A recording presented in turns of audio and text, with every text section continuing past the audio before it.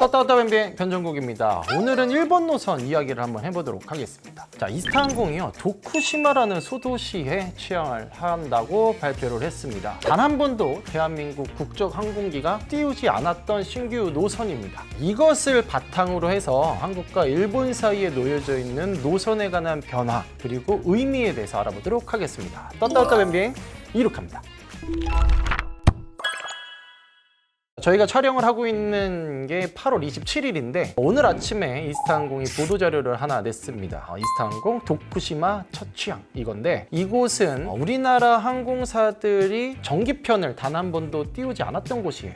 그래서 이 도쿠시마는 많은 분들이 잘 알려져 있지 않은 공항이었는데 이스타항공이 어떻게 보면 큰 도전을 한 겁니다. 이게 신규 노선인 만큼 뭐 아니면 도구래. 초창기 LCC가 이제 막 성장할 때쯤에 LCC들이 취항하는 노선은요, 대한항공이나 아시아나항공이 대부분 취항을 했던 곳들이었어요. 에어서울이나 에어부산 같은 경우는 모회사였던 아시아나항공이 들어갔던 노선 중에서 수요가 그렇게 많지 않은 곳에 작은 여객기를 투입해서 수익성을 끌어올렸고, 진에어도 마찬가지로 대한항공에서 안 들어가는 곳에 이제 가격 경쟁력으로 딱 들어가서 자리를 잡거나 하는 경우가 있었죠. 그렇게 되면 이번에 도쿠시마 같은 경우는 그동안 FSC들이고 누구도 아무도 안 들어갔다는, 뭔가 정말 개척을 했다는 의미가 있는데, 이런 노선이 한 두어 개 더 있습니다. 제가 아는 한 국내 LCC 중에서 아무도 들어가 보지 않은 곳을 신규로 개척한 게 사가예요. 티웨이항공이 처음이란 말이에요. 올해 3월에 진에어가 오키나와 근처에 있는 미야코지마라는 스쿠버 다이빙이 정말 유명한 해양 레저의 보물 같은 섬에 또 직항으로 취항을 하고, LCC들이 서서히 자기만의 신규 노선을 개척하는 시도는 박수를 쳐주고 싶다라는 생각을 좀 해봅니다. 근데 사실 일본 노선은 웬만하면 다 있어. 이게 진짜 우리나라가 웬만하면 일본 노선은 다 갑니다. 2019년 1월에서 7월까지 인천공항에서 일본을 오가는 노선의 총 수가 26개였어요.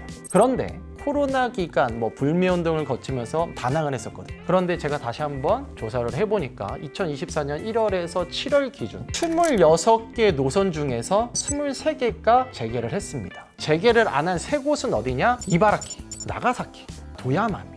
근데 도야마는 아시아나를 비롯해서 부정기편이 자주 떠요. 여기는 정기편이 없다 뿐이지 부정기가 아주 많이 떠. 그리고 나가사키는 대한항공이 10월에 취항을 목표로 지금 국토부 승인만을 남겨놓고 있습니다. 그래서 나가사키도 큰 이변이 없는 한 10월, 11월이면 정기편이 다시 재개가 될 거예요. 그리고 이바라키의 경우에는 지금 이제 에어로K가 청주 이바라키 취항 목표로 이바라키현이랑 많은 논의를 지금 하고 있습니다. 그러니까 올해 잘하면 모든 일본 노선이 100% 이제 회복을 하는 거죠. 그리고 2019년에는 없었던 노선도 생겼어요. 아까 말한 이스타항공의 도쿠시마를 비롯해서 진에어의 미야코지마, 아까 거기도 이제 새로운 노선이니까 어떻게 보면 2019년 당시보다 지금이 노선 수는 더 많아졌을 수도 있다라는 좀 생각을 해봅니다. 혹자는 이렇게 생각하실 수도 있습니다. 아니, 일본이 이렇게 사람들이 많이 가는데 아직도 노선이 100% 이렇게 회복이 안 됐단 말입니까? 맞습니다. 회복이 안 된 이유가 또 하나가 있는데, 그게 뭐냐면 일본이 코로나 기간 동안에 사람들이 이제 정리하고 구조조정을 많이 당하다 보니까 직업의 불안정성이 또 높아지는 상황이 발생할 수 있겠구나 라는 생각을 또 하기 시작했고, 그래서 모 소도시 같은 경우는 할 의지는 많고 돈도 마련하고 한국이랑 협력도 강하고 싶은데 공항 인력을 못 구하는 거예요.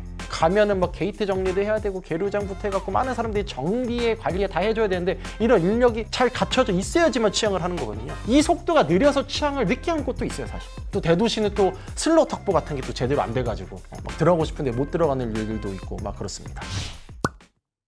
일본은 정말 지자체가 한국의 직항 노선 하나 개설하는 게 지자체 장의 업적이에요. 한국에 부정기편 띄운다, 직항편 띄운다 하면 그 지역시민 일면에 무조건 갑니다. 직항 노선을 뚫는다는 건 정기적으로 내 지역에 관광객들이 유입될 수 있다는 말이기 때문에 관광 수입이 생기는 거잖아요. 그러니까 지역이 발전하는 굉장히 큰 공 중에 하나인 거죠. 일단 지자체에서 예산을 마련을 해서 취항을 하면은 거기에 또 지원을 해줍니다.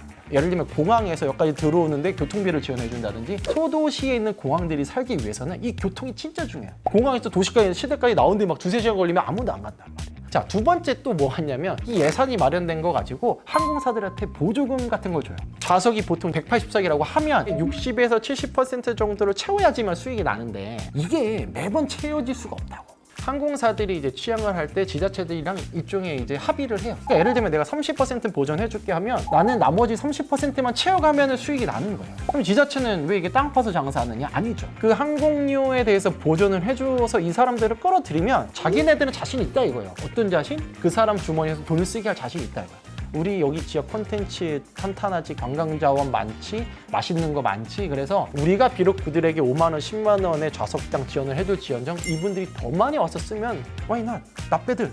이런 이제 마인드로 소도시들이 접근을 하고 이게 이제 이해관계가 딱 맞아 떨어지면 취향을 하는 겁니다. 제가 이 말한 1년의 과정을 거치기 위해서 정말 많은 사람들이 왔다 갔다 해요. 저도 이제 참 어느 현이라 말을 못하겠는데 가끔 가다가는 어우 진짜 열심히 한다 라는 것들이 있어요. 이제 그런 것들이 있고 결국에는 좀 취향을 하더라고요. 자, 오늘 콘텐츠는 이스타항공이 도쿠시마 취향을 발표해서 제가 급하게 준비했던 코너고 사실상 100% 회복이 됐다고 보면 됩니다. 이바라키도 사실 얼마 전에 진에어가 또 전 세계를 뛰었었거든요. 지금 엔화가 920원 정도로 올라왔습니다. 그래서 앞으로 또 어떻게 될지는 모르겠지만 엔화 가치가 또 오르면 그 사람들이 한국을 또 많이 옵니다. 100엔으로 쓸 수 있는 돈이 많으면 또 한국을 많이 오는 이런 주고받음이 있으니까 사실 마냥 오르면 좋다 떨어지면 좋다 이런 것만 있는 것도 아니고 참 일본과의 어떤 역사적인 정치적인 문제 아닌 문제가 있지만 민간 교류는 꾸준히 좀 발전을 해서 더 많은 노선이 생겼으면 좋겠습니다. 현비행은 항공업계를 응원합니다.